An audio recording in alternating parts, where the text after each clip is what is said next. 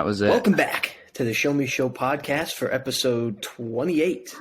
On today's episode, we got some week 2 recap. We got a rundown that we're going to do at the beginning.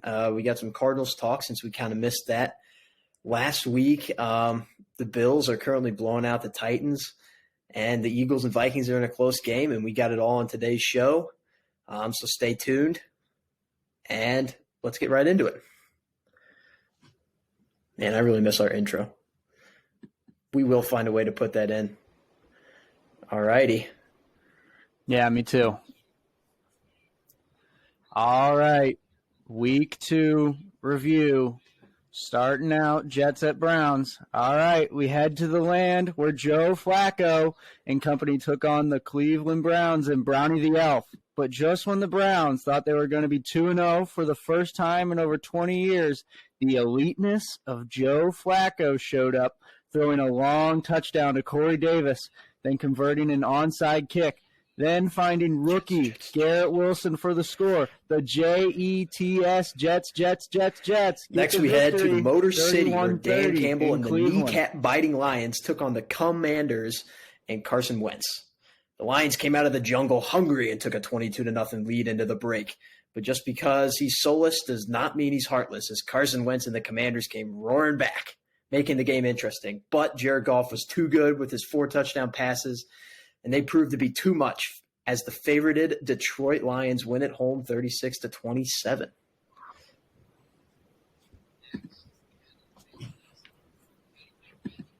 Next, we head to the Big Easy, where it was anything but easy for the offenses on the field today. Jameis, 4 broken bones in his back. Winston threw 3 interceptions as the offense never could get going. Thanksgiving came early for the Buccaneers, though, as they forced 5 turnovers and scored a touchdown on defense to surprise the Saints at home. Further northeast, we head to the land of the Big Apple, where Brian Dable and his big balls took on the hungry Carolina Panthers. It went field goal, touchdown, field goal. The New York Football Giants are 2-0 for the first time in 6 years as the Giants win 19-16, and they are first in the Beast.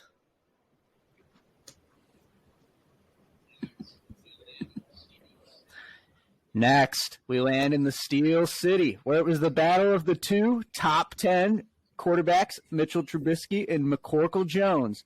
And if you know anything about these 2 teams, then you know what you are going to get in this game, a good old-fashioned traditional slugfest.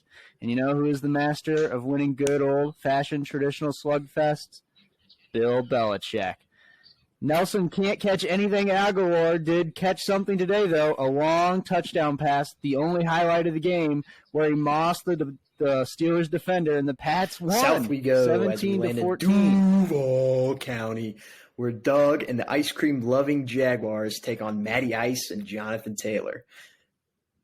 What's a Colts' worst nightmare, you might ask? Florida, specifically Jacksonville, as the Colts drop their 8th.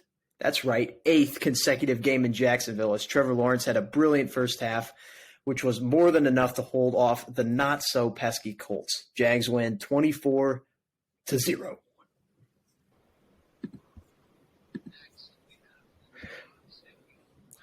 Next, we head up to the Charm City, where Mike McBlunt Daniels tried to get his first big win against Lamar Bet on Yourself Jackson, as Lamar Jackson now holds the record for most 100-yard rushing performances by a quarterback in NFL history, passing Mike Vick today. But it was Tua who stole the show in the fourth quarter, as the Finns came roaring back from a 35-14 deficit to win 42-38, outscoring the Ravens 28-3 in the fourth quarter. The Dolphins Speaking are now of 28-3, we're going to head to SoFi Stadium, where the Rams held the same lead as the Falcons did against Tom Brady in the Super Bowl, and that was 28-3. But this time around, it was the Falcons' chance to come back, and come back they did, but to no avail as they still fall short, 31-27.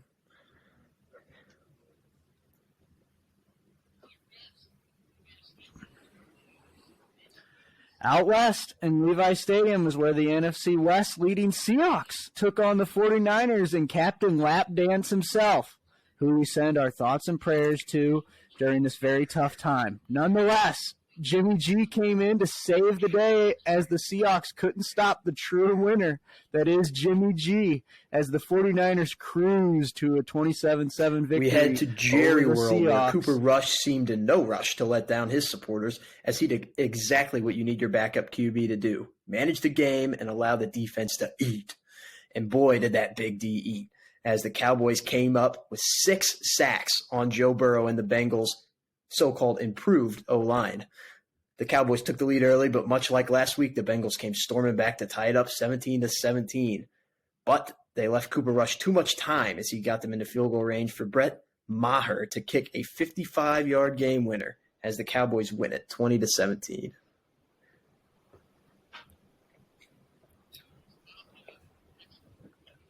Mills Mafia and the Texans bring their 0-1 record to Mile High, where the fans were ready to ride with Russ and company.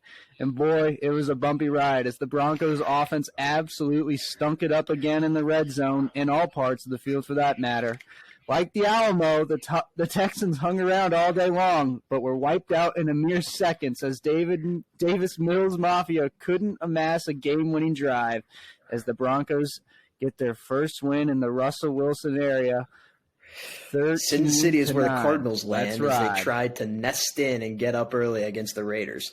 But it was Derek Carr in the offense who won the battle early as they had a huge lead and a shutout, 20-0 going into the half.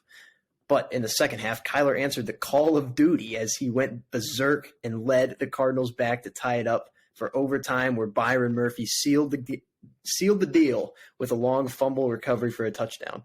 Hunter Renfrow, on the other hand, the ability to dip my daughter's status, denied as the Cardinals win in Viva Las Vegas 29-23.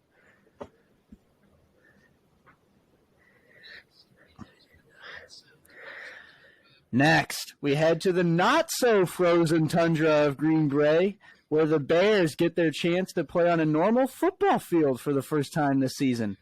And for the Packers, they look to break away from their Week 1 woes. And break away they did, as Rodgers and the Packers' defense tormented the Bears' offense all night long as Justin Fields ran out of gas this week, only going to 7-11 for 70 yards and no touchdowns as the Bears lose on the road 27-10. And then we did do the Chargers-Chiefs, but we all know what happened in that game. Patrick Mahomes dropped his nuts on the Chargers, and Herbert, he's playing through a rib injury. So shout out to Justin Herbert for having that dog in him. And he's still questionable for this week. He might play for Week 3. Yeah, I mean, it looked bad. The key moment in that game was after the injury, and he just kept getting up, and every time he walked somewhere, he just had his hand like over like his rib cage and stuff like that, over his rib cartilage. And the key moment, like I said, it was a 3rd down and 1, and he rolled out to the right, and he could have walked to the 1st down marker, and instead of walking, since he was in so much pain, he'd rather throw the ball away. And in about a 30-second time span on the internet, people said if he's that hurt, take his ass out of the game. But on 4th down and 1, Justin Herbert fired an absolute missile down the field to, I think it was Gerald Everett.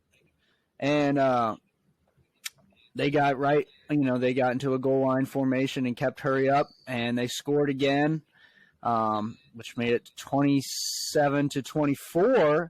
And then they just didn't get the onside kick. But it was very reminiscent of that time during Matt Stafford's rookie year when he led the Lions down the field when his shoulder was separated, and they beat the Browns. But this time it was just to cover the spread. So still a mere victory for the Chargers but fell. That was a battle of two very good teams. I was watching the whole game and was like, these two can both win a Super Bowl. Like, these guys have dudes on their team. That's all I could think of. And it's Mahomes, it's Herbert. Derwin James had an amazing play there on Travis Kelce. That was pretty sick. Just a little tiny Derwin James picking up big boy Travis Kelce. That was a pretty sick play to watch. We just missed that live, right after we got done recording for our last episode is when that happened. So that kind of sucked, but would have been cool to announce that live. But I think no, go ahead. Yeah.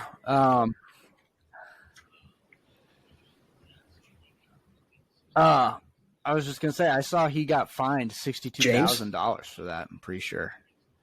Which I don't know why. I understand. I guess the penalty because he like suplexed them, and they're like trying to get rid of that. But looked clean to me. Hashtag. Why are you doing this to our beautiful game? Offense runs the NFL. That's all I gotta say about that topic. That's all I can say about it.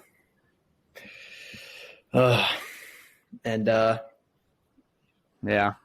What a week of football. But yeah, we've got some other games to talk about though. It was a great week in the NFL. Even when the slate really didn't look I'll admit all that great. Not a great slate at all. But this was the first time I think I saw the first time since like 2010 that the Jets, the Lions, and the Jaguars all won on the same day. So kind of a shout out to those teams for putting it together. Yeah, for sure. That's just it makes sense, a weird stat because they've just notoriously sucked forever. But yeah, I think we do it the first what one. Game do you want to start off with? I think we just do with the Jets really and Browns. Freaking crazy ones. But yeah, the first one was one of the craziest. Yeah. Okay. Simply put, if Nick Chubb, if Nick Chubb doesn't score that third touchdown and just goes down, they can run out the clock. But instead he scores his third touchdown of the day, and then Cade York misses that extra point to make it 30 to 30-17. And since he missed the extra point, they got a little bit of life. And before you know it, they have to, they kick it deep, regular drive. And then Joe Flacco and company. Wide open. I think a 66-yard bomb to Corey Davis out of nowhere. Got behind the defense. Yeah.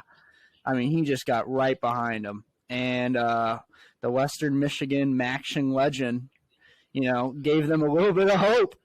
And then they get the onside kick, one of the most exciting plays in sports, especially recently over this past weekend. But, it usually doesn't work. It works here for the Jets. At that point, it was almost like they might freaking do this. And then, Joe Flacco hit Garrett Wilson. After they got that onside kick recovery, I remember the onside or the red zone crew was going nuts. They're like, "Oh my gosh, the Jets are going to win!" And they didn't even score. It was just so obvious that they were going to drive down and score. It was such a Browns moment. And I was actually rooting for the Browns in that game because I'm hoping that they do as well as possible with Jacoby Brissett. Like they'll be like 8-2 or something, or 8-3, I guess. And then Deshaun Watson will come back, and then I hope they just suck after that. And then like it's all on Deshaun Watson. Or they have to make a tough decision to take Jacoby Brissett over Watson. But they're not even gonna be close to that range if they lose to teams like the Jets. But Salah, what a win by him.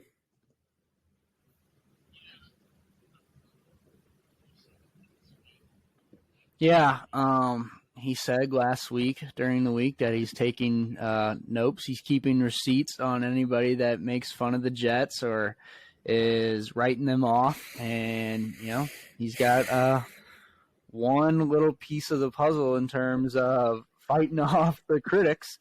But, something else is to point out is it was 99.7% chance, I think, that the Browns won that game by the ESPN's analytical percentage or whatever. And I think that it's been 20-something years since the last team to come back from a 13-point deficit and win with under a minute and a half to go. So a little bit of history there in the NFL this week as well. But yeah, just a bad loss. And I know you said that you're rooting for the Browns, not me, not just because I'm a Steelers fan. Oh my gosh. We have to talk about fans that. This week, disgusting. You know what? Yeah, I'm out on Browns fans. And, No. I used to feel a little bit bad for them. Never feel bad for their team, but I used to feel a little bit bad for their fans over the years because of all the misery. Not anymore. I'm done with Browns fans after this week. I mean, they just, the jerseys that they were wearing, I saw one group, it was a couple, it was a guy and a girl. One of them said rubbin' on the back of the jersey with the number 4, and the other one said tuggin' with a number 4 on the back of the jersey. And then we had the mannequin in the parking lot on the massage table with a clearly erect boner, if you will. And happy endings aren't illegal. It said something about happy endings. Basically saying free to Deshaun Watson. Yeah, something like that. Yeah. Just out in the open in the parking lot. Yeah, I mean, I couldn't believe it. Usually, they're not that bad of fans. I couldn't believe it. So I don't feel bad for them. I'm glad they blew this game. I'm glad for Joe Flacco, too. It's just a funny situation that Joe Flacco is, able to still throw deep bombs like this. He probably didn't even think he's capable of doing just imagine this Jets team he is for the Jets. Imagine this Jets also team. Also, just happy for the city of New York. Back. If he is performing to anywhere close to what they're saying he's going to be, they might make a run for their money here. I mean, the AFC East is actually turning out to be a very tough division. It looks like the Bills are just absolutely slaughtering the Titans tonight as they continue their hopeful, undefeated season. I think it's very much possible for them to do it this year. And they're just so good. Stephon Diggs and Josh Allen, man. And then also the Dolphins. I'm in. I am in on the Dolphins. After watching that, it was so fun. Jalen Waddle and Tyreek Hill are just absolutely electric. They're electric football players. And I wasn't huge on the Tyreek Hill. I don't think he's a great receiver as far as catching the ball. He drops a lot of passes, but my goodness, he is a weapon. Just based on his speed alone, he is a weapon. And then Waddle is just as fast as Tyreek Hill. And he's got the Tua connection. And I have Waddle, and I have 5 fantasy leagues, and I have Jalen Waddle in all 5 of them. So thank you, Jalen Waddle. I owe you one this week. Even though I'm playing you in one of them, and I forgot to start him. So it's a tough scene. Yeah, you didn't start him against me. Oh, yeah. Yeah, back to the Jets game just real quick. You were talking about the AFC East. We've always talked about how before the season started, we said that the AFC West might be the best division of all time with Chargers, Chiefs, Broncos, and Raiders. But Raiders are 0-2. Broncos look hella abysmal, mid at best. But the AFC East, on the other hand, we've got the 2-0 Bills, not final, but they're going to be 2-0. 2-0 Dolphins after a crazy comeback. The Patriots looked more competent, even though their offense still didn't look very good. Their defense was great, and it's Bill Belichick. You just knew that, you had a feeling that maybe they would bounce back, and they did. And you also have the Jets now, who are 1-1, and if they can be decent, who knows? Maybe this is the best division in football, but they've got a long ways to go, obviously. But Jets 1-1, man. I mean, I didn't expect it. We obviously didn't pick them on our pick 'em. Pick them this week. But yeah, the AFC East is the AFC East is 5-1 outside of their division. They only have. I mean, the Dolphins beat the Patriots last week, but the Jets losing to the Ravens is the only loss they have. So they're looking pretty good. The AFC West, on the other hand, they've lost some games outside of their division. Broncos did, Raiders did, but they're still looking pretty good too. But it's going to be a dogfight in the AFC this year. There are so many good teams. No one is safe. No one is safe. You have to play to get in this year. There's no coast into the playoffs. Yeah, it's going to be a crazy race. Crazy race for sure. move along. We'll talk a little Washington-Detroit real quick. Like we said in the recap, the Lions just got out to a huge lead. Some huge plays made by Amon-Ra St. Brown. He had like a 56-yard run or something like that, and then he caught 2 touchdown passes. And DeAndre Swift had a crazy big run, even though he was hurt, or he's supposed to be hurt this week. But yeah, like we said, the Commanders actually came back, but it just didn't really matter because they had such a big lead, and they missed the extra point, which kept the game at a 9-point That's why you game, go for 2 there. And that was pretty much it in that one. Although Jahan Dotson did score another touchdown. Yeah, either way, I guess it's I don't understand why you don't go for 2 there. The game's over, but me personally, but I'm not even watching. Bad Kirk Cousins. I know Kirk Cousins is going to suck, and I know the Bills are good. Flag on the field, but bad Kirk Cousins. Kirk Cousins on Monday Night Football is just not a good combination. Bad Kirk One thing about the Lions game, there. I don't know if you remember, but at the beginning of the year, when someone DM'd Amon-Ra St. Brown, like the quote from Remember the Titans, and he posted on his Instagram last night and said, the caption is, "Better not get a foot in my John Brown hind." So kind of a little bit of backlash there. And he certainly didn't get a foot in his John Brown hind this week. I'll tell you that. No.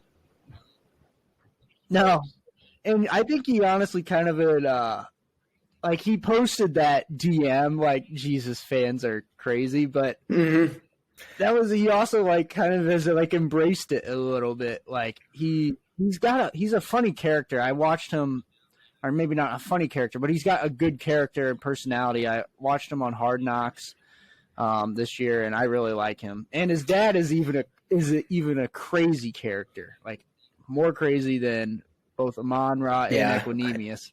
But and they mention that every single game. They literally go, his dad was the Mr. Universe or some bullshit like that for being like a bodybuilder or whatever. I remember watching him back at USC. Pretty damn good. Like in college, and I was like, man, the Packers should draft this guy. This guy's going to be good. He was just flying around, making catches all over the place, just a possession receiver. And I was like, man, the Packers should really take a look at this guy because he's not like a highly touted guy. We could get him in the 2nd or 3rd round. And then, of course, he falls to the Lions in the 4th round. And I'm like, bro, and now we're stuck with terrible receivers. But they played well today. You want to move on? We can skip Carolina, New York. That game sucked. New England.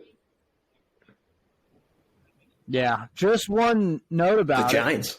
I mean, Baker Mayfield didn't play that good.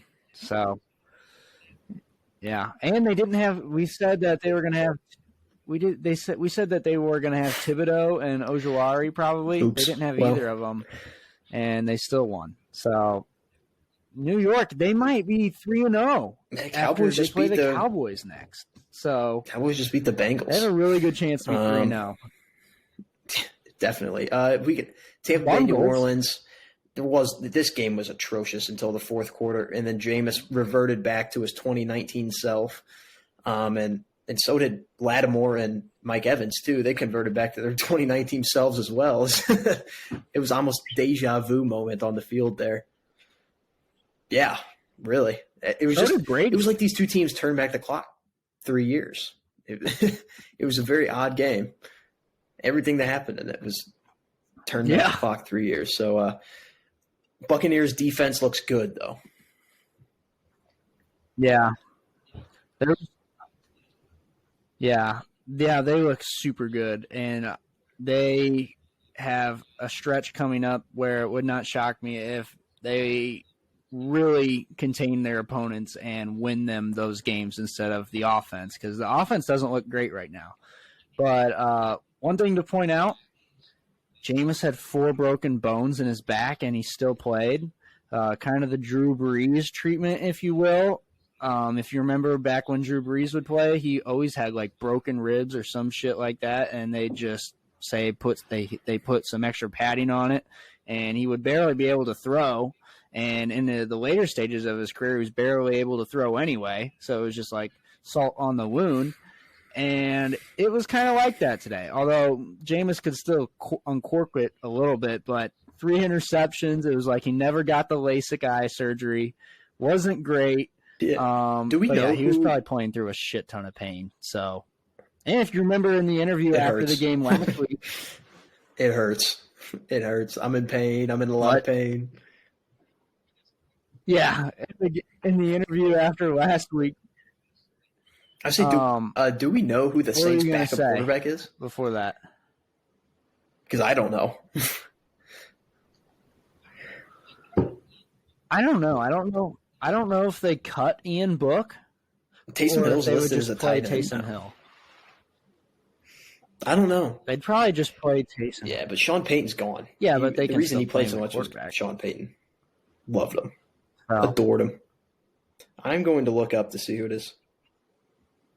Yeah. No, I remember. He had a good week 1, though. I don't know if you remember. I'm pretty sure they didn't cut Ian Book. So, yeah, Luke will get that. Oh, Andy Dalton. It's Andy Dalton. I'll move on here real quick. I forgot. Okay, that's not bad. It's not great. I mean, I'd rather have Jameis, but yeah, I mean, I'd rather have Jameis. New England and Pittsburgh. This was just a defensive slugfest. And as a Pittsburgh fan, going to go on a little Pittsburgh rant here. Basically put Najee sucks because of the offensive line.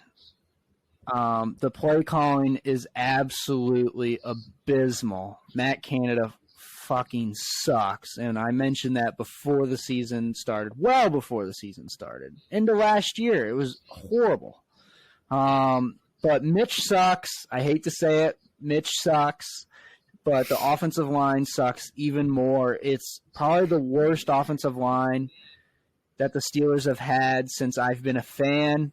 So going back like 10 years now. So that says something because they've had some other offensive lines that haven't been great. Last year's this line is worse than last year's.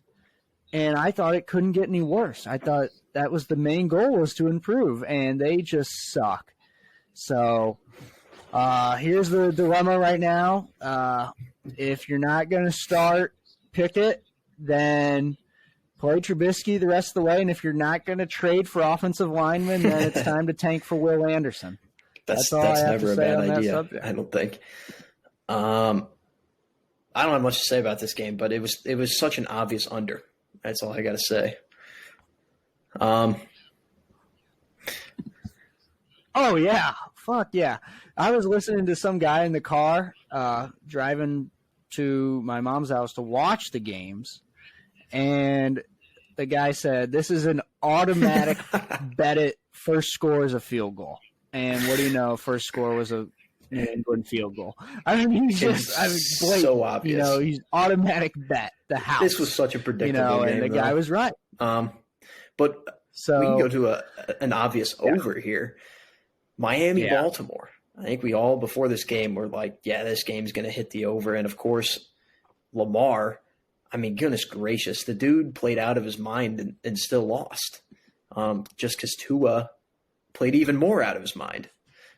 This was such a fun game, and it was the Dolphins' breakout. This was the Mike McDaniel, the Jalen Waddle, the Tua breakout game. I don't know who they have next week, but they are rolling right now, and they look every bit of a playoff team, if not more. So I'm excited to see what they can do here in the next few weeks because, hey, I mean they got sweet jersey colors. I love their jerseys. If Tua is good, then we're back. We are back. Yeah, it's 2-on was in full force. Like they were able to do their victory laps all day on Sunday and today. Obviously, I mean, Tua had 2 interceptions going into the fourth quarter, and by the end of it, he had 6 touchdowns and still had the 2 interceptions, obviously. But they were down 21. And like we said, they outscored the Ravens 28-3.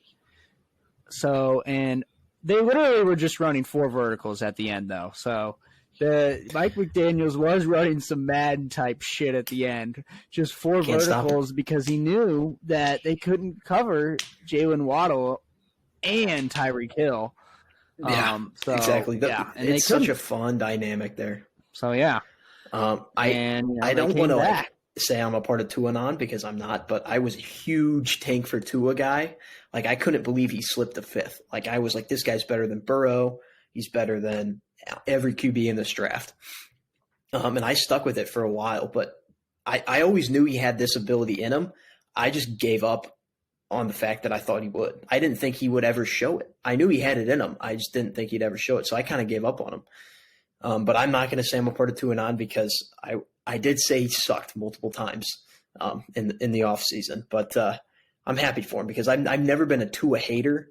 I've just been a Tua what do you call it? Motivator. I'm trying to motivate him, if you know what I mean by that. I've never hated him ever. Yeah. Yes. You've always kind of been a Tua observer. Like I'm hanging right there. I don't want to count him out. I'm not counting him out from the outside, but I'm not all in on him either. So this was certainly fun to see because I've always wanted to see a left-handed quarterback have success. And I actually saw some guy on Twitter. He inverted the picture so it looks like Tua's throwing right-handed, and he's like, "This changed my whole perspective on Tua."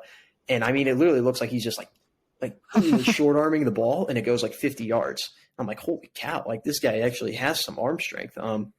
He just throws it weird because he's left-handed. I think is all it is. Yeah, his arm strength. That was another big thing for if you're a part of Tuanon this week. He unraveled the ball deep multiple times, especially the wide open Tyreek Hill play. It was like a 60-yard bomb. And, it was the easiest bomb of his career, although there were some at Alabama that were pretty easy for him, I remember. But he was so wide open. Like we said, they just kept throwing it deep, and Tyreek or Waddle were getting open. Both had over 150 yards, and both had touchdowns. Yeah, they had like 32 touchdowns. They had like 32 targets combined. It was something ridiculous like that. Like Tua just hammered them. And I don't blame him because it's an unstoppable offense. Yeah. So that's certainly 2 teams to watch in the future. Those are really exciting teams, Baltimore and Miami. I guess we can head to the afternoon games. Yeah, that's another thing. Like you said, though, before we do that, like you said, the Ravens played pretty damn good. They just let that one slip away in the fourth quarter, which you can't do if you want to be a Super Bowl winning team. But what are you going to do? They still played pretty damn good. Also, Pat, what are you going to do? You can't stop. So. You can't stop speed. Yeah, I know. I mean, Tua, you can't do it. Yeah. Mm-hmm.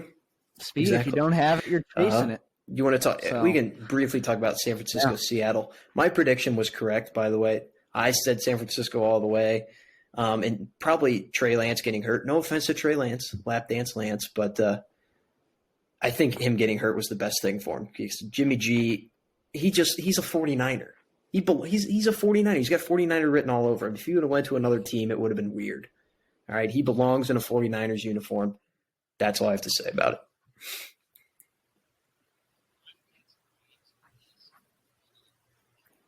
I've got some thoughts on this. I picked Seattle in this game, fully expecting Trey Lance not to get hurt. And here's my – if you're a 49ers fan, here you go. I'm just going to flat out say it. Jimmy G being your quarterback this year is the greatest thing that could have happened to the 49ers this season. Trey Lance is not it this year. Jimmy G is a winner. He's a true winner with Kyle Shanahan. And it showed again today. And so you can't – when I was picking this game, I did not take into account Jimmy G would come in, and he did, and they won easily. So like I said, I mean, thoughts and prayers to Trey Lance, but Jimmy really G, a rough week for North Dakota State. I mean, Trey Lance getting hurt, Carson Wentz just being Carson Wentz, and then obviously they lost to Arizona. And then Christian Watson had the big drop last week. So the North Dakota State's kind of been down bad here. Tough scene for them. Oh, what happened? Holy Jesus. Irv Smith just killed the guy after an interception. Another Kirk Cousins interception, by the way. But yeah, back to your NDSU woes point. Christian Watson last night also, it was one of the funniest things I've ever seen slowed down, just because just how nonchalant it looked, and Rodgers just looked so pissed. Christian Watson ran in front of the snap yesterday, and the ball just bounced right off his elbow into the Bears defender. Were able to jump on it, and luckily they only held him to a field goal. No, the Packers recovered. It was just so funny. And the Packers that's all Christian Watson's really been able to do so far. They did? I thought the Bears did, and then no, because it was on second down that happened. And it was like 3rd and 22, and then we just ran like a screen pass, like Mizzou style screen pass on 3rd and long, and then it was over. We recovered that one. There was a fumble that they got though. I forget who it was. Okay. All right, well, then I've got my sequence out of whack, but still, it was still funny, especially when the broadcast slowed it down. So, yeah, bad week for NDSU, although Hunter Lepke, NDSU's fullback, is an absolute beast. He had like 180 yards, 3 touchdowns, and multiple receiving touchdowns against Arizona. But we'll talk Houston, Denver, college football at the end. Yeah, Houston, Denver. We can make a quick note about this game because I don't want to talk too much about it because it was boring. But the Broncos got to figure it out soon. And I mean, I'll give them this: they have a new head coach, they have a new quarterback. It's going to take them a little bit to get in the swing of things. I think they'll be fine later on in the year, but right now it's a struggle, and they got the 49ers next week on Sunday Night Football, and that could really be a breakout game, I think, for that Broncos offense. But this was a tough scene in this game.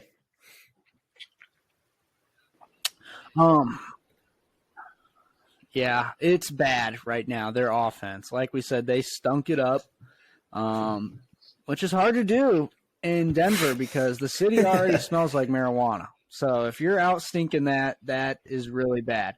But another point I just need to make, the Broncos ran the ball really well if you watch that game at all, and it wasn't on red zone much except for the field goals, but every time they did show it was pretty much just the good runs. They just need to feed Javonte and Melvin more. I mean, they both need to have 17 to 18 carries, both of them. Javonte averaged like over 6 yards a carry yesterday, and Melvin was running tough like the old Melvin Gordon. And if they can split it up, they've got a really nice backfield, and they need to just keep feeding that, I think, because Russell Wilson right now is struggling. And, until he catches fire, which eventually he always does for a little period of time at least, and then he comes back down to earth. But until then, feed the rock to your running backs, man. They couldn't really stop it. And like we said last week in our preview, we kind of expected these Texans defensive backs to be all over the place and getting their hands on all the balls. No homo, but they did just that. And, they were really making it difficult for Russell Wilson and the receivers. So, yeah, and Jerry Jeudy might also be dead. So, yeah, tough week for them. But, yeah, the Texans defensive backs look good. The AFC standings right now are weird because the 4 bottom teams, there's a 3-way tie for the bottom between the Raiders, the Bengals, and soon to be the Titans. So those were all 3 playoff teams last year, like top 5 teams in the AFC, and they're at the bottom. And then the 4th team is the Colts. So it's just a really weird looking AFC right now. So I don't I mean, so much can happen in the AFC. And speaking of some of those teams, the Bengals, the Bungles, they bungled this game. They've been bungling all year. Joe Burrow, I just want to say one thing about Joe Burrow. I think he let the pressure get to him a little bit. And I think the Bengals offensive line is genuinely better this year. I think they are genuinely better. I think Joe Burrow just sucks at taking sacks. He takes way too many sacks. I was watching that game. He holds on to the ball forever, and then he panics whenever there's any type of pressure whatsoever. He panics, he runs around, and then instead of like trying to throw the ball away, he just like grips it and holds on to it and just takes the sack instead of trying to throw the ball away.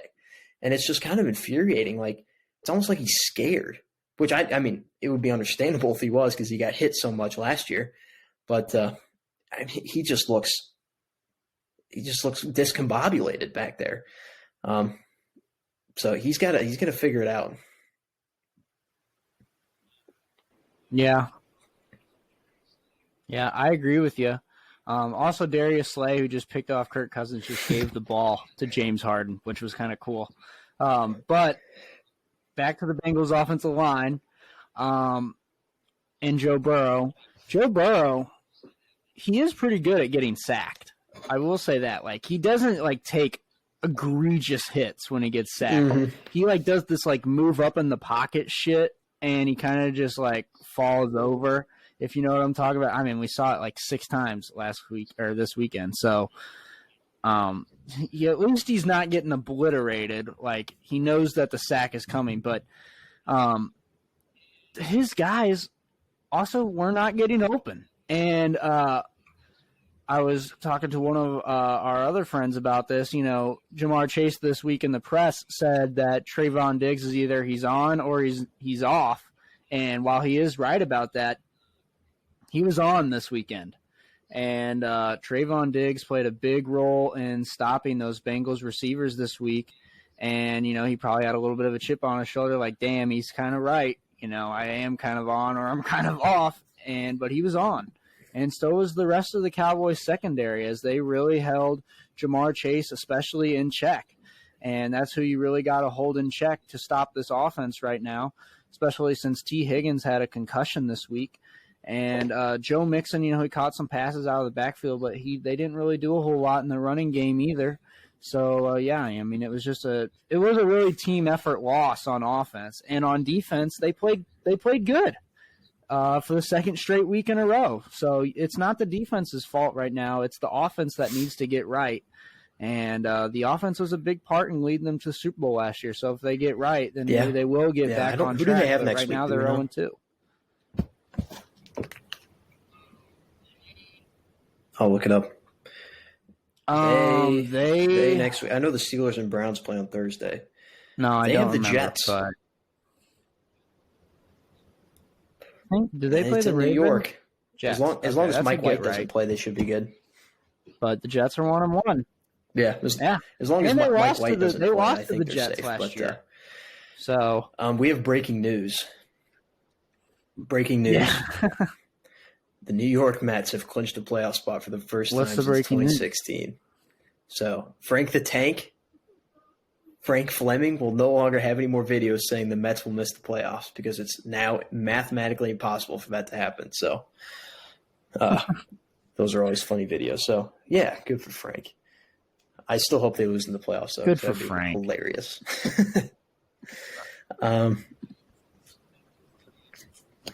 Oh, yeah. If they lose in the playoffs with Timmy Trumpet coming into town during an Edwin Diaz save opportunity and he blows it, that would be a very, very tough scene. I think it'd be funny if he came and he just never even played because they didn't get a save opportunity. That would be even funnier, honestly. But back to football. We have one more game before we wrap up here. Arizona, Las Vegas. This was kind of a get-right game. Like, whoever lost this game, they're in a hole. They're in a big hole. Shout out to Michael Sam. But the Cardinals take this game in a get-right game. And, man, Kyler looked good. That's all I have to say. I didn't watch the first half, so I can't speak for that. But in the second half, he looked good.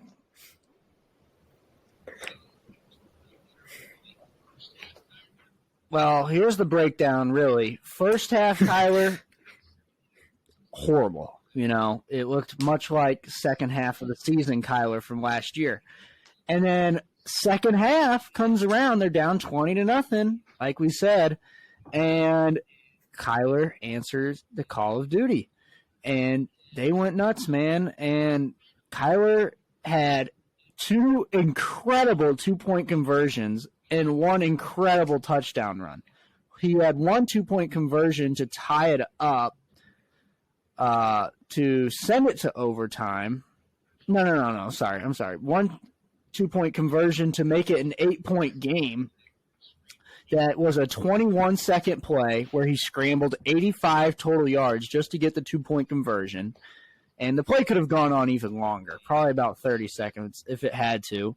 And they get the ball back after some bad plays run by it was the right play calls, conservative, trying to milk as much clock as they possibly could.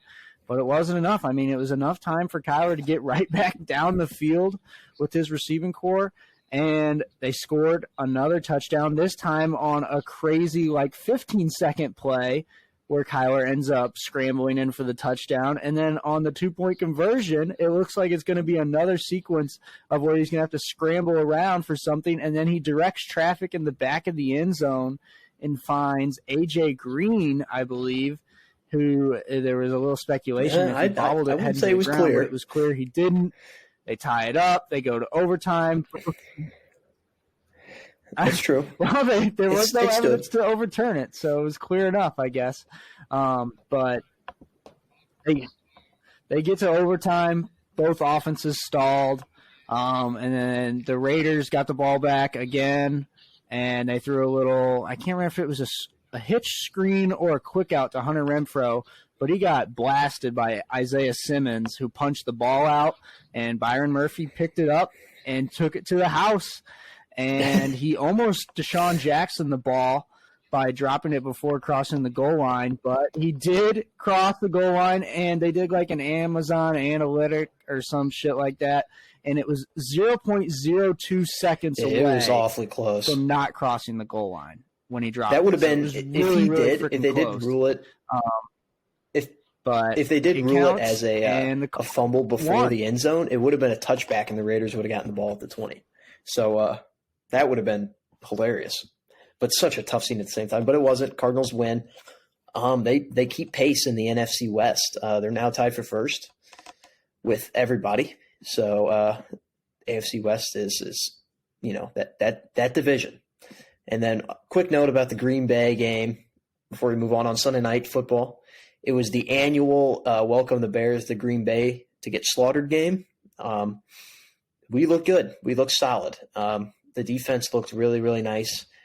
They had a really bad first drive, but, David Montgomery kind of carved us up at times throughout the night, but we held our ground, and Aaron Rodgers was okay. He did enough to win, and I am very scared to face the Buccaneers next week because that defense is incredible, and I am very worried, to say the least.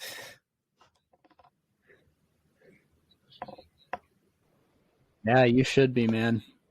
Especially, at the end of the day, Rodgers' offense wasn't exactly high flying or anything like that. So they've still got work to do. Lazard did catch a touchdown. I did call it before the game. That was nice to see. And it's so good that you guys have him back. Without him, man, your guys' run offense is nowhere near as good as when he is there. Exactly. So that's a big improvement. Not only catching the ball, obviously, but running the football. And it showed. Aaron Jones had 134 yards and 2 touchdowns, and Dylan ran hard. Dylan got the tough yards. And me and Wyatt said his rush yards counted as double because his were all up the middle. But that's one thing. So that was a great point about Lazard there, because he is one of the only receivers that Aaron Rodgers trusts besides Randall Cobb, and so that's nice to have him back on the passing ground. But as far as what he does, blocking and doing the dirty work on runs and stuff, he is just a team player, and to have him out for Week 1, I think was huge.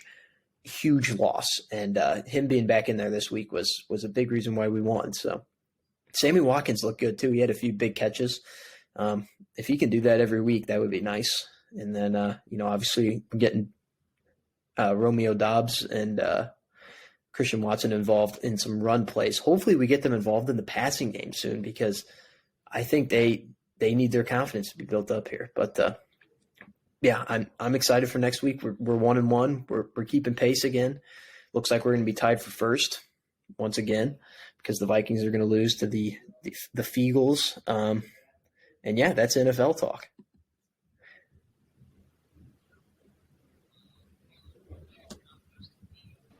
Yeah. Although one note about Justin Fields, I mean, only throwing the ball 11 times, and they had so many 3-and-out. So it was like a nice, like you said, it's like the yearly tradition. This game is freaking always on Sunday Night Football for some reason, and it's always the same. It's always the same thing. It's always the same thing. The last time it wasn't like this, I feel like, was when Mitch Trubisky blew that huge lead on opening night with the Browns or with the Bears. And that was like the last time the game didn't go this sequence, I feel like. Could be wrong, but I feel like that was the last time it wasn't like this. So, yeah. And then some games that we didn't cover. Falcons, Rams. Quick mention of it. Jags. I mean, Jags looked decent at home, and the Colts have got some problems to fix. And fall of the Reich, it could be coming very soon. And then, Atlanta at Los Angeles. LA got out to a huge lead, and Atlanta came back. So at least Atlanta they showed some fight, and Drake London looked good. They were getting blown out, and they came and covered the spread. At least. So, yeah. Yeah, yes, they did. Do you want to do segments? Or do you have any? You have an in and out? I don't well, have in and out. I guess we can just go right to Cardinals talk, because we kind of missed that last week with the quick preview. But Wainwright and Yadi did break the record, so shout out to them. The all-time record, 325 starts together. Probably will never be broken again.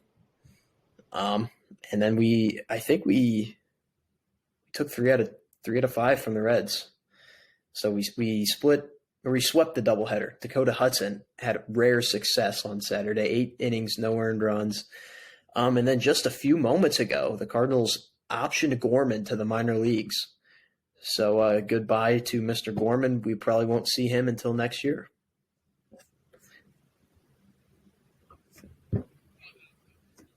Yep. So we would have brought him up a lot sooner, but he just wasn't eligible yet. Okay. So.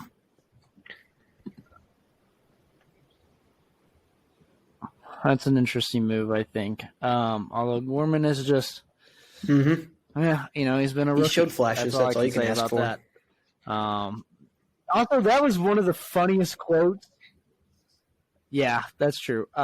This is reverting back to football. An Aaron Rodgers quote from this week. They asked him about Amari Rodgers' targets, and Aaron Rodgers simply put, Amari Rodgers is returning punts for us right now. And that's all I have to say on that subject. And it was one of the funniest disses to Amari Rodgers that I've seen. It reminded me of the Mike Zimmer when the media asked him about Kellen Mond, and he was like, I see Kellen Mond every day. That's all I have to say on that. It reminded me of that. And just mean, but hey, he's right. Although shout out to the Packers special teams last night. No blunders. Yeah. Rich Bisaccia. Take that with solace. So he's fixing the special teams. Yeah. So yeah. Did they show something on the screen or something about that? Is that what sparked that memory, or did you just think of it on the spot? Cam. Oh, okay. I wasn't sure. I just thought of that on the game, spot. So.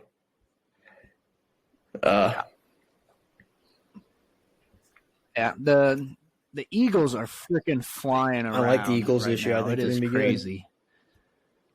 Like the Vikings have no shot. That was such an easy pick tonight. Easy cover. Easy -3. That's easy money. Yeah. So we can go back to the Cardinals here for a little bit. Oh. What happened? Yeah. Yeah. And we'll at the very end we'll talk about our first the elimination number is down to 7 now since the Brewers got beat by the Mets tonight. So that means with a combination of us wins and the Brewers losses, that number will keep going down. So the lead's up to 8.5 games. You know what? Let's announce it here. First reported on Show Me Show, the Cardinals are NL Central Division champions for the first time since 2019. The NL Central Division champions. First reported on Show Me Show right here as of 9:49 p.m. Central Time on Monday, September 19th, 2022. They are the Central Division champions. I'm saying it right now, wholeheartedly. There is no way we blow this. Clap it up. Congratulations to the Cardinals on winning the division. We're back. Ali Marmol having a great first year. Yep. I love doing that. He is, and shit though, I'm not gonna lie, our offense the past few nights has not been spectacular. Like it is really they're kind of like everybody's kind of in a little bit of a slump right now. The offense is just slow. I don't know if it's the double headers or, it's just, freaking weather in St. Louis right now is it's hot as balls for some reason. Yeah, we've scored one run. Need to pick it up here. One run in the last 20 innings, and it was on a kind of a Mickey Kisner play. But I think right now, the guys are just like kind of taking it easy and getting prepared for the playoffs is all I can say. Goldschmidt.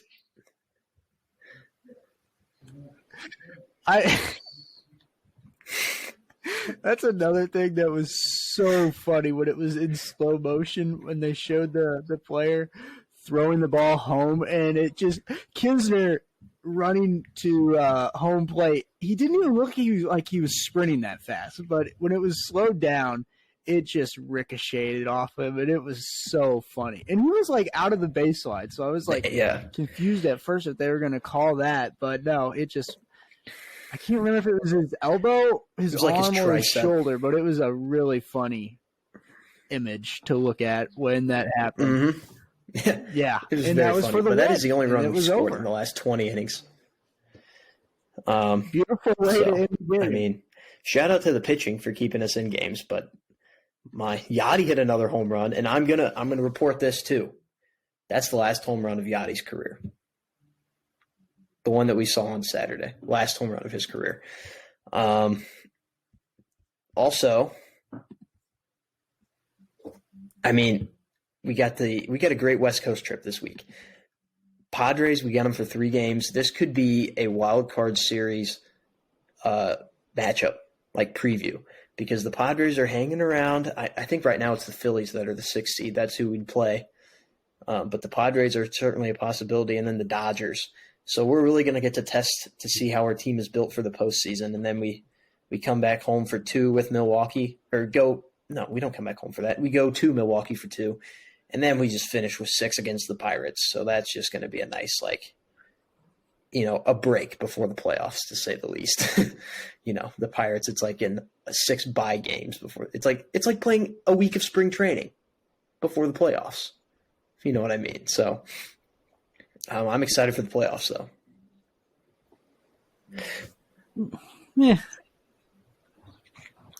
Yeah, and that brings up another point. We should be having our good friend Jacob Michael Baldwin back on the show for playoff predictions, playoff talk. We'll revisit our predictions from the beginning of the season again. And, and not to mention, since we last recorded, Albert is at 698. Forgot to mention that. Mm-hmm. And I think Judge is at 59. So 2 home run quests going on, one for 700. You know what I hope happens, though? 62. I hope they hit them on the exact same day and at the exact same time. So the MLB Network, when they're doing like their live look-ins, they'll have to choose. They'll be like, do we show the Albert 700 or do we show the Judge 62? And I think it's going to be obvious they're going to choose the Albert 700 because that's a much bigger milestone. But it would certainly be funny if like they're both chasing it, like they're both right there at the same time. So, which they kind of are. But and let's just hope that Zach Campbell doesn't get involved at all. He said he made a video. Yeah, he made a video saying that he's really busy the next few weeks. So hopefully they can hurry up with this so that we don't have to worry about him catching that. Because he's caught enough baseballs in his career. He doesn't need any more. Yeah. Also, one thing that I'm worried about is if Albert hits 700 on the road. That's kind of worrisome to me. I want him to hit them because we're running out of games, so I don't want to delay it. But I'd rather see it at Busch, is all I'm saying. And the fans, St. Louis, we are riding this like no other. Well, here's the thing. So we really need this at home.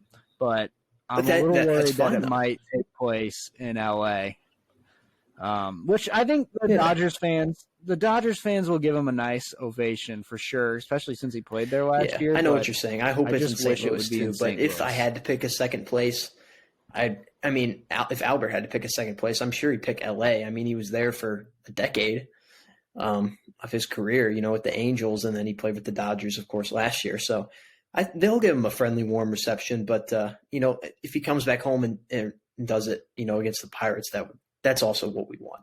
We want him to do it in that 3-game stretch. And I think here down the stretch, he's going to be playing almost every day. So he's going to play him, batting second or third every day, get him the at-bats, give him as many chances as possible. And we just have to hope that we face some lefties. I don't know who we're facing this week against the Padres. They have quite a bit of lefty pitchers. I know Darvish went the other day, so we probably will miss him. Come on, app. Come on, MLB app. Don't fail me now. Come on. NFL update.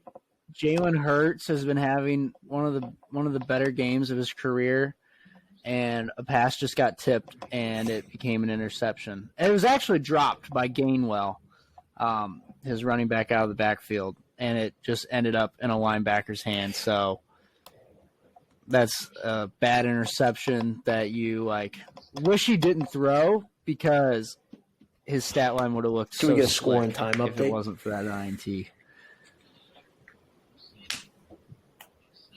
Yeah, 24-7, 7:25 left. Kirk to the end zone and incomplete intended for Adam Thielen. Eagles to second down and goal. We do play Blake Snell on Wednesday, so we're on home run watch that day.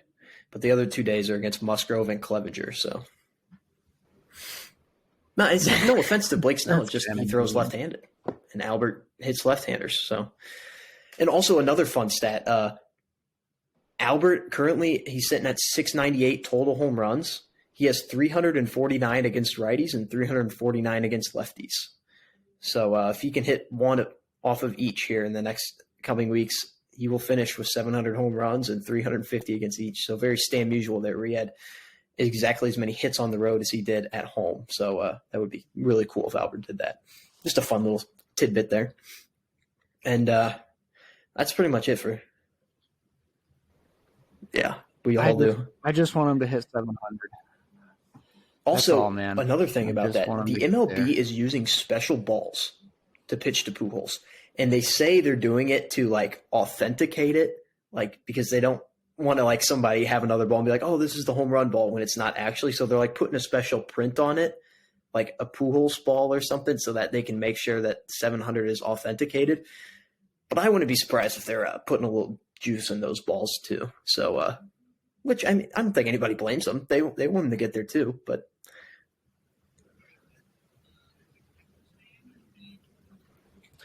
Yeah, and as a Cardinals fan, I think if the Cardinals are up 5 or down 5, runs, I think, the umpire should have to just give the opposing pitcher a nod, of agreement to where, you might see a pitch straight down the half pipe and, it might be taken to left field. That's all I'll say. Darius Slay just got a second pick of the game. He locked down Justin Jefferson today. Shout out to him. Packers need that's him. another thing. It was Kurt's so third obvious, interception too. On Monday night. The Kirk Cousins Monday Night Football blunder. I even said it in the preview episode. That was one of the few things I was right about last week. That Kirk Cousins in Monday night. Everyone was high on the Vikings, riding them high. They had a great week last week. Perfect time to bet the Eagles, if you know what I mean. So, you want to do a little bit of college football talk to end the show? Yeah. Because we haven't talked about college football in a minute, and I really want to because I'm really into it this year.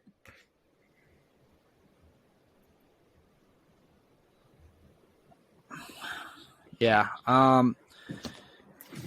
Long story short here, Mizzou did not look very good in their 17-point victory over Abilene Christian. Dominic Lovett is a stud, though. Very first and play of the Burden game. did take one back on a punt return. But just not looking good. Their running game is atrocious, which is not Mizzou football. We're used to having a good running game. And the offensive line was supposed to be the strength of the team this year, and it is just not. So, yeah. You got anything to say about Mizzou? That was your first time big. ever being at Faurot Field. How was that? There was a lot of people in that stadium. It was interesting. I sat in the student section for the first half of the game because there was no one there. Kind of a weak outing at the student section, but it was family weekend and it was against Abilene Christian, so they get a pass, I guess, to say the least. But yeah, they do. It's family weekend. You can sit with your family. Not mine. And what? You don't like that? You anti-family or something?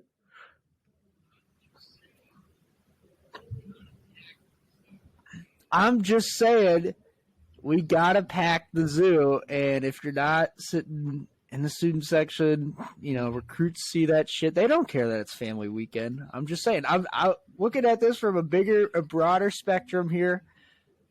They said it was the biggest attendance. It didn't look like the biggest attendance to me. Personally, I thought there was more people at the LA game, but the attendance – the attendance was good. For an FBS game. There was a lot of people there. I'm just saying the student section, still, not the great. It didn't get all the way filled, is all I'm saying. But as far as the fans in general and filling up the stadium, I think that there was a fine job. Sophie Cunningham came back to bang the drum before the game started, so that was kind of cool. And it was a fun atmosphere. I love watching live football. Abilene Christian has sick uniforms, so shout out to them. Mizzou, I didn't like the color combination. I liked the helmet when they showed it, but it just didn't really click with the uniforms, I don't think.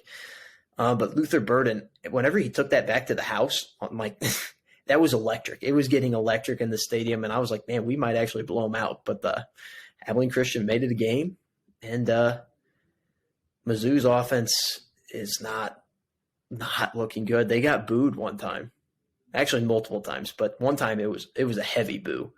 It was 4th and 1. I think it was more a boo and drink because it was 4th and 1 from midfield, and they just went out there and Brady Cook tried to draw them off sides, and then they just took a delay game penalty and punted. So I don't like that. I think Drink is playing too conservative. If he was out there having an air raid offense and throwing a few interceptions a game, I'd be fine with it because it's a fun, but he is just playing so conservative. He needs an offensive coordinator is what he needs.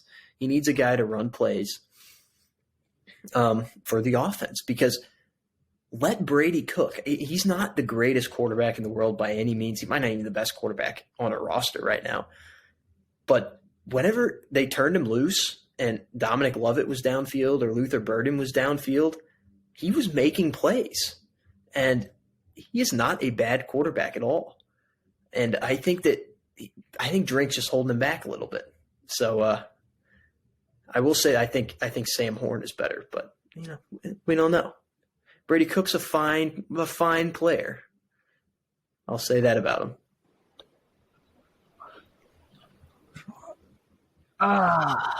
Shit.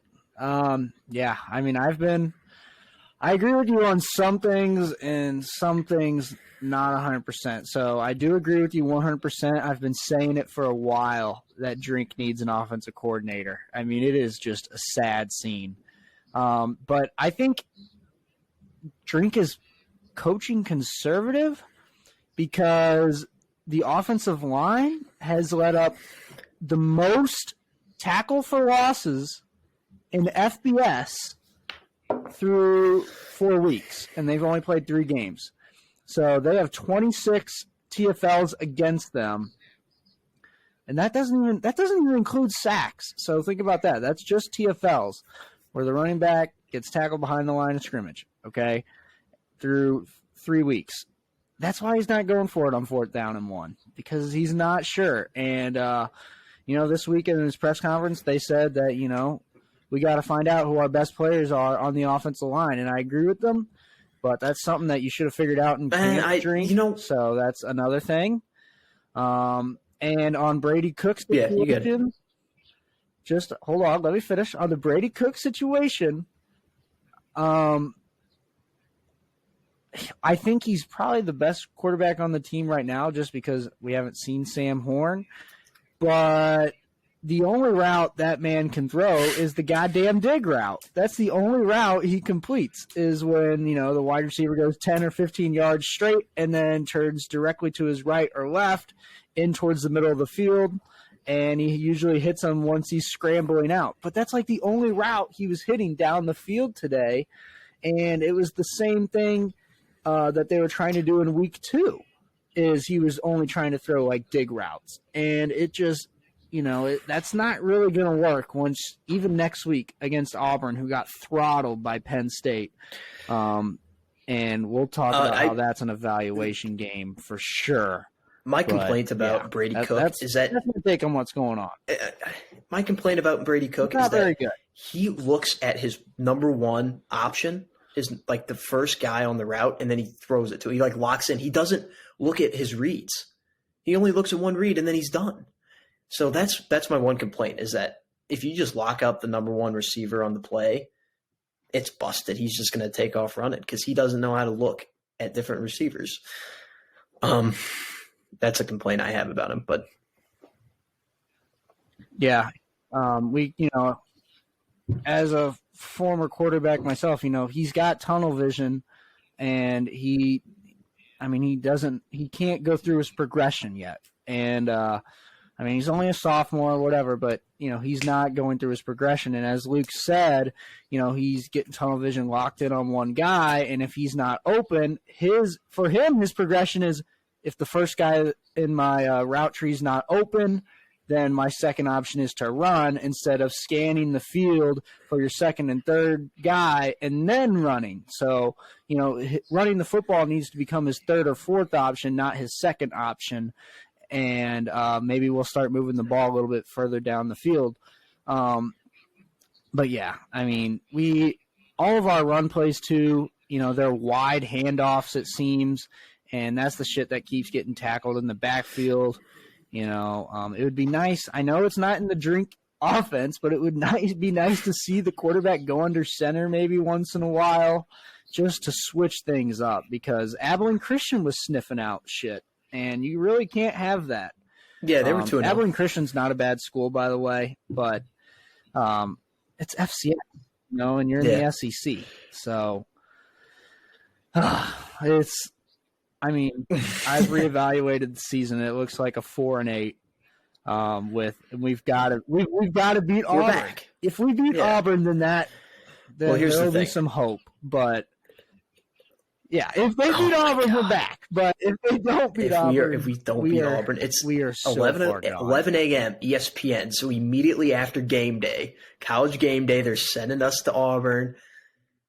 This is our season. This is a huge evaluation game for Drink. Remember at the beginning of the year when we had like 5 evaluation games? Well, some of those evaluation games are now Tennessee, who's ranked 11th in the country, Florida, who's ranked 20th in the country, both those games on the road, and then Arkansas, who is ranked 10th in the country. And then this is the last remaining game other than those three that we had as evaluation games. So, hey, this is a huge game for Coach Drink. This is a huge game for the Tigers, Mizzou Tigers, that is. And because we got Georgia the next week after that, and we are not going to score a singular point unless, like, maybe Stetson Bennett throws an interception and then we get a field goal. But with the exception of that, we are not. I mean, they locked down Spencer Rattler. They locked down Bo Nix, which aren't great quarterbacks, but, I mean, they're not bad either. And they just completely throttled those teams. And, man, Georgia looks like they could compete with a bottom-tier NFL team right now. I'm not even going to lie. They're just a step above everyone else. Yeah. You said this is a big game for the Missouri Tigers. Well, lo and behold, it's also just as big of a game for Brian Harsin and the Auburn Tigers because they just got throttled at home, James Franklin, Penn State, and Sean Clifford. And Brian Harson's seat has become surprisingly warm rather fast. Just when you thought he was starting to build something, actually. And it does not look like that at all. TJ Finley, their quarterback, athletic specimen, but he turns the ball over like crazy, and he's not very accurate, so he's got a lot of work to do. But, yeah, they're going to be just as hungry for a win. And, second straight home game, they got to try to get at least one of those as well. So, this could be a dogfight because both teams really need a win. So, yeah, welcome to SEC play, folks. So, buckle your chin straps. We've got some really tough football coming up for the Tigers. Least. I don't have a lot about other games because I was at Mizzou all day, so I didn't get a chance to mass watch it on TV like I usually do. But it was certainly worth it because, and that's something that I've been wanting to do for a long time is go to a live football game. So it was fun to watch, and Mizzou got the win. So congrats to them. But my out for in and out this week, my out was Mizzou offense. Just some other Missouri action. So. True. Mizzou football in general, honestly, very sad situation. But some other Missouri football, Missouri State almost beat Arkansas in Fayetteville. They were leading for 3/4 of the game. Arkansas took the lead about 10 minutes into the fourth quarter, and they were able to hold them off from there. But Missouri State and Bobby Petrino's revenge almost went through all the way, and there was plenty of neck braces in the crowd that night. But, it was to no avail. But Missouri State, they might be a real threat to North Dakota State in the Missouri Valley this year. So, and not to mention Southern Illinois University Carbondale beat Northwestern. So Northwestern is a very shit school as well. Yeah, that was bad. And can you imagine? That would have been the upset of the year. So, an FCS school going into a top 10 team, SEC team. Yeah, it would have been. Top 10 team and beating them, that would have been the story of the year. I mean, Arkansas would have never lived that down. You lose to Missouri, you lose to an FCS squad. You can't do that. I mean, that's worse than Notre Dame losing to Marshall last week. To say the least on that. Notre Dame barely winning this week, by the way, but Missouri's they barely beat Cal. The picture just cut out. I don't know if you did that on purpose or not, but okay. Oh no, I'm still here on my screen. But yeah, they barely beat Cal, and Notre Dame heads to Chapel Hill this weekend for a 3:30 if you're on the East Coast. 2:30 here in Missouri to play on the heels. North Carolina's 3-0. Notre Dame just 1-2. but I think Notre Dame's actually still favored right now. I haven't checked the line in a couple hours, so it may have moved. But yeah, I mean, this is a big game for North Carolina, actually. They haven't beaten Notre Dame yet in a long time, so that would be nice. And Notre Dame is struggling. They barely beat Cal. And, another big game that took place in North Carolina this weekend was where College Game Day was in Boone, North Carolina, App State versus Troy. And that game, Troy was pretty much in command that whole game if you watched it at all. It was on ESPN+, so a hard game to watch. But we checked in on it. Me and my dad did a couple of times, and Troy was playing good football. And they lost on a Hail Mary of the year. So App State has kind of stolen everybody's hearts lately, even though North Carolina beat them. No flex, but that's such a shame. I hate North Carolina for that, by the way. I'm rooting it. Actually, this week I'll be rooting for them because I hate Notre Dame, but I hate North Carolina for that. That really makes me mad that they couldn't let App State win.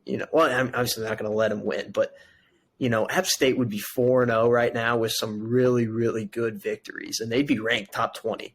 And they were my team. They were a team that I said would surprise at the beginning of the year, and I think that they are already doing that, regardless of what happens the rest of this year.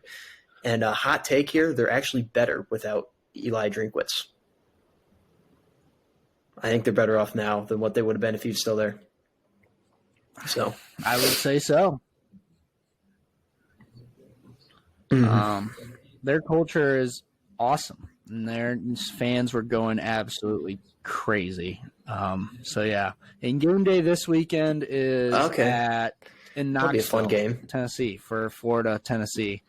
That's a pretty highly ranked matchup. So I don't blame them, but I was hoping that game day was going to Lawrence for 3-0 Kansas, first 3-0 Duke. That would have been hilarious. Didn't happen, but it would have been funny. That's all I'm gonna say about that. Tulane did beat K-State, which is also another very bad look for Mizzou. So I just wanted to throw that in there. I think the final score was 17-10. So all-time helmet matchup, if you saw that. But, bad loss for K-State. Even worse loss now for Mizzou. There was a lot of really almost upsets this weekend, if that makes any sense. But yeah, nobody was really able to push it over the top to complete the upset. So, yeah, not a crazy week in college football besides the Hail Mary, but still a fun week. This week is when shit really starts. The conference play starts this week for a lot of teams. Slate was not very good, but this week's slate the big thing. Is good. Yeah. Also, can we get an early rest in peace to Kent State? They play Georgia. Oh my God! At least you know what one thing I will say about Kent State. If you look at their record or their schedule, just type into Google Kent State's football schedule. It is unreal the schools that they're traveling to this year. And I'll say this: with all the money that they're going to be collecting from those schools, they should just be taking it and just funneling it straight into their football program to upgrade their facilities. Because they could start building $5 and $10 million facilities from the money that they're going to be making this year off their schedule, and just start getting great recruits off their facilities. That's what I would do. This is like a rebuilding. They literally sold out this year. Facilities. I mean, they went to Washington with Michael Penix, and they had a great game against Michigan State this week. Then they went to Oklahoma.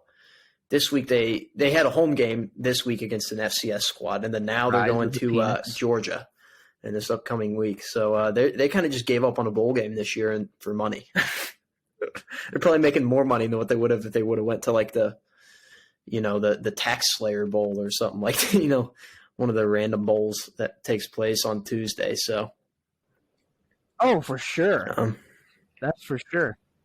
Yeah, and they're not a bad will have action. So I guess shout out Kent State. Still a chance for doing that. But yeah, early rest in peace to them because Georgia is good. I think they're rightfully ranked number 1 right now, in my opinion. Oh, I agree. I think they're number one right now, and until Alabama, who won like 63-7, but still hasn't looked nearly as good as Georgia, until they do, or same with Ohio State. But Ohio State, I think, dropped 77 points, so maybe you could make a case. Yeah, who was that against? Georgia is clear number one. Toledo? But yeah, we've got conference play coming up. No, I think it was Toledo. Toledo or Tulsa. Toledo or Tulsa? Yeah, Toledo. Georgia Ohio, so and Alabama played her in the regular season this year. Okay. No. That's a reserved right. But yeah, that's going to be a fun game. It is going to be a fun game. To that. Oh yeah, for sure. And there's a chance that we'll probably get it I was just talking about honestly, the Florida-Tennessee game though. That's going to be a fun game. That's always a great rivalry. Those two teams hate each other. Oh yeah, and they're actually not bad this year. Although after a few weeks of evaluation here of Florida, they're overrated. They are definitely not a top 20 team in the country. Tennessee, on the other hand, I'm buying in with you. I regret picking them sixth in this conference because they're way better than what I thought they were. They're better than South Carolina. They're better than Florida. They're better than Mizzou. The only two teams that are better than them is Georgia, obviously, and then maybe Kentucky. They're a top 3 team in the SEC East. So, shout out to them for being good. I think Tennessee's going to take this. I think they're going to kill the Alligators. I think they're going to commit murder on Saturday. That's my prediction. Yeah. Anthony Richardson, I would just like to point out this stat. He has 0 touchdowns and 3 interceptions and a quarterback rating of like 33.8 or something like that. So the once Heisman hopeful, after the week 1 win against Utah, it's shown that really he still has a long ways to go. And like Luke just said, they're severely overrated. And Heupel and company and Hendon Hooker and Cedric Tillman, this is a possible chance for a low-key boat race. Yeah. By Tennessee. And people are going to look back at this and maybe be like, are you serious? Why was game day there instead of somewhere else? Because that's the type of thing that could happen this Saturday is Tennessee might blow these guys out, and then Florida's season is a little bit more of a Billy Napier first-year rebuilding year instead of, looking for a New Year's Six Bowl. So what is Tennessee's mascot? Because Lee Corso is going to have to put on a headgear this week for Tennessee. What do they have? It's a dog. It's a dog. Okay. It's like a dog head. Kind of it's fake. A volunteer dog head. Yeah. Smoky. But yeah, so okay. He's put it on before. So I will. I guess that's it for the show, really. Unless you have anything else, any side notes that you want to talk about, but that's it. MLB season has 2 weeks left. Sorry. No, yeah. So hopefully Albert gets to 700, and then back to college football for just a second. Like I said, the slate of games is way better this week. And you see quite a few more ranked matchups. And, so things are going to start getting real. Evaluation games for everybody coming up. So, yeah. And I mentioned some games that were almost upsets. Some, and I didn't really say which ones they were. UTSA almost beat Texas, which would have been hilarious. Cal almost beat Notre Dame. Oh, shit. Yeah, Western Kentucky almost beat Indiana, which was almost very funny. But Connor Bazelak, former Mizzou Tiger, led them down the field to a win. So, yeah. And there were some other ones, just kind of blanking on them right now. But, there were some close games, but nothing really big happened. So, yeah. Except Kansas did beat Houston. So, oh, my gosh. Yes, we are in Kansas a very different be time better in Missouri than football. This is a very tough scene. I don't want to say it, but yes, I told my dad that. And it was just like a come down to earth, like, holy shit, where are we at? But then I thought to myself, well, we could just hire Coach Leopold and fire Coach Drink, and we'll be fine. Final. Eagles beat the Vikings 24-7, so I'll send the show off on that way. It is the other thing I have to say, it's clinching time in the MLB, so just teams are clinching left and right. Astros clinched today, so did the Mets during the show. We broke that. And also we broke that the Cardinals clinched the division as well, so those teams have already clinched. It's just going to keep getting better and better. Angels are officially eliminated. Tough scene. Just their whole franchise is a tough scene. And then that's about it. That's our show. 1 hour, 30 minutes. A little bit longer than probably what we wanted, but hey, not bad for time. So we'll see you maybe for another Thursday show. I don't know. Yeah, it'll just be another short show, like we'll just doing predictions for the next week, and that'll be it, though. So unless something amazing happens. Oh yeah, we can do a quick. Yeah, that was the one thing we didn't cover. The final game just went final, so we were 5-9 going into tonight. 1-0. If that helps you. Lost Cleveland 1-1. Won Detroit. Yeah, so just go read it off for the listeners, our picks, in case they forgot. So won Detroit, so 2-1. Lost the New Orleans pick, so 2-2. Lost the Carolina pick, so 2-3. Lost the Pittsburgh pick, 2-4. Lost the Indianapolis pick, 2-5. Lost the Baltimore pick, 2-6. Won the Rams pick, so 3-6. Lost the Seattle pick, 3-7. Lost the Cincinnati pick, 3-8. Won the Denver pick, 4-8. Lost the Vegas pick, 4-9. Won the Green Bay pick, 5-9. Won the Buffalo pick, 6-9, and won the Philadelphia Eagles pick, 7-9. So 7-9 in honor of Jeff Fisher. Jeff Fisher. We really made a comeback there at the end of the week. We cranked some wins out there to have a manageable record. Yeah, we got 3 wins. So similar similar to Jeff Fisher. So we'll mark that down. We did enough to not get fired. So hopefully you will still listen to our show and our predictions. Yeah. Next week if we go like 2-14 this year, then maybe it's not get fired. But for now we're still in business. Yeah. Yeah. To be fair to us, week 2 and week 1, very hard to pick because you don't really know what you have. You need 2, maybe 3 weeks to really know what you have. But I think even week 3, we're going to do better because we now know teams like Carolina, teams like Indianapolis, teams like Seattle, we kind of know what we've got a little bit more with those teams. So we can make some better picks. So, we'll mark that down, 7-9. And, we're going to hopefully we'll have a Thursday show, but no guarantee. So, but that's our show. Have a great week.